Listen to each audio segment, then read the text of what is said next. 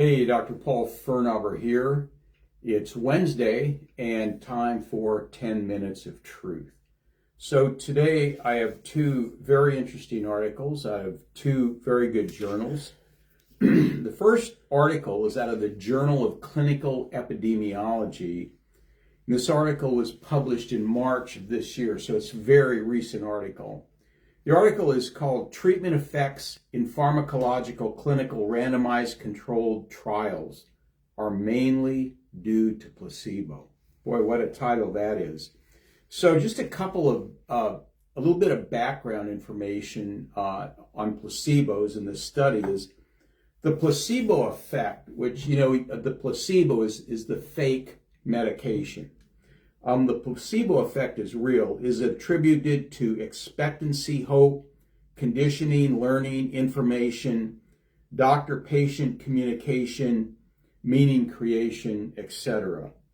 The placebo effect can work on both the conscious mind and the unconscious process, and they even work when the placebo is known to the patient who's getting it. While the actual drug being assessed in a clinical trial can also function as a placebo. In other words, when the drug group benefits from the intervention, credit is always given to the drug. Yet the benefit may actually be from the drug acting as a placebo. So the object of this study that we're going to talk about today was to see when they do clinical drug trials, is the effect from the actual drug, or from the placebo? And so it was interesting. This study was, the assessment of the study, they looked at 5 medical conditions, and they did an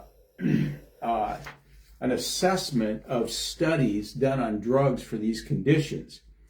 And the assessment was a very complex and mathematical, okay? So the 5 conditions they looked at were osteoarthritis, irritable bowel syndrome, depression, sleep disorders, and migraines. They analyzed 150 randomized controlled trials, 30 for each condition. Now, it's really interesting what they found. Here are the key points from this article. In drug clinical trials, non-pharmacological effects are more important than pharmacological ones. Placebo effects have a significant impact on observed outcomes, with only limited variance remaining for pharmacological interventions. In other words, what they're saying is the placebo effect of the drug is probably a lot bigger than the actual effect. Now, here's what they found when they really analyzed this. A maximum of 28% of the benefits of the pharmaceutical can be attributed to actual pharmaceutical effects. This means that pharmacological effects account for a much smaller proportion of improvements than is usually assumed.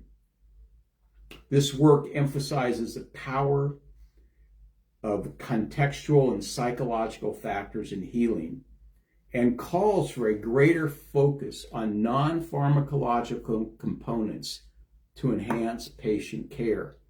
Voila, how about chiropractic? Non-pharmacological. Although I would say that, there is some placebo effect in what I do as well, and I certainly won't deny that. The authors highlight that many treatment benefits attributed to drugs may actually stem from placebo effects, underscoring the importance of understanding and leveraging these effects in clinical practice. Our analysis confirms the following: the placebo and the treatment responses in trials are highly interdependent. A potential and obvious explanation of our findings would be that clinical trials constitute a healing ritual that affects patients in both groups equally strongly and is the most important constituent of any healing process. This study indicates that when a drug shows benefit, 72% of that benefit is placebo. Only 28% is from the drug. Boy, that's quite a stunning statement. Nevertheless, patients usually attribute the improvement after receiving the medication entirely to the drug. Our analysis shows this attribution is incorrect. So, boy, what an eye-opening and powerful article this is. It's in a very good journal, too, Journal of Clinical Epidemiology. So the second article that I want to talk about actually dovetails perfectly with this first one. This is out of the British Medical Journal, and this was published way back in 2018. And the name of this article is Subacromial Decompression versus Diagnostic Arthroscopy for Shoulder Impingement, Randomized Placebo Surgery-Controlled Clinical Trial. So in this article, they were looking at shoulder impingement syndrome, where there were 210 patients. The patients aged 35 to 65 years with subacromial, which is right in this area right here, subacromial pain for more than 3 months, and it was unresponsive to conservative or conventional conservative treatment. Conventional conservative treatment would be analgesics or painkillers or physical therapy, exercise, things like that.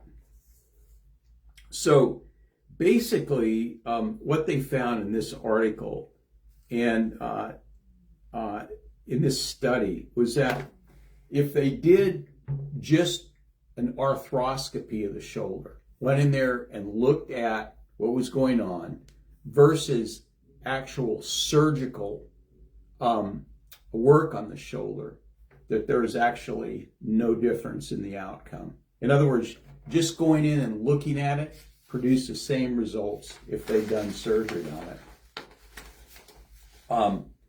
Says 3 recent systematic reviews indicate that subacromial decompression is not superior to exercise therapy in patients with shoulder impingement syndrome. Although various non-operative treatments are recommended as initial treatment for patients with shoulder impingement syndrome, subacromial decompression has become one of the most frequently performed orthopedic surgeries in the world. So what they're saying is that even though this is one of the most common orthopedic surgeries, it probably isn't really much better than just going in and just looking at it from arthroscopy. And it says the results of this randomized placebo surgery-controlled trial shows that arthroscopic subacromial decompression provides no clinically relevant benefit over diagnostic arthroscopy in patients with shoulder impingement syndrome. So there's a very large placebo effect going on here as well. So just the procedure, the arthroscopic procedure of looking into the shoulder, patients get well just as fast doing that as they did by the actual surgery. So the fact of the matter is the placebo effect in healthcare is very, very powerful. And they're saying in this first article that only 28% of a pharmaceutical intervention, pharmaceutical study, is due to the effects of the drug. 72% is the placebo effect.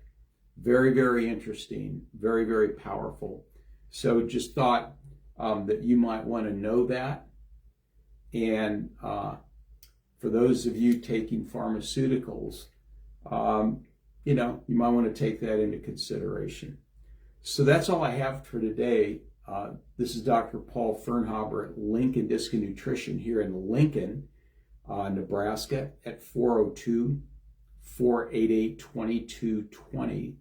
And if you're interested in functional medicine or low force chiropractic, we'd be happy to take a look at you, talk to you, consult with you, and see if we can help you. So in the meantime, I'll see you next week for another 10 minutes of truth. God bless you. See you then.